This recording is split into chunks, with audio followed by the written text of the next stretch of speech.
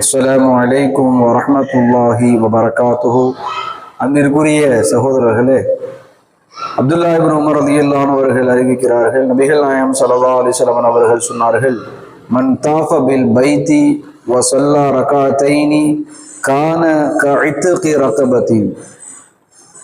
யார் காபாவை தவாஃப் செய்வார்களோ, காபாவை தவாஃப் செய்துவிட்டு 2 ரகாத் தொழுவார்களோ, அவர்கள் எப்படிப்பட்டவர்கள் என்றால் ஒரு அடிமையை உரிமை விட்டவர்களை போல என்பதாக நபி ஸல்லல்லாஹு அலைஹி வஸல்லம் அவர்கள் சொல்வார்கள்.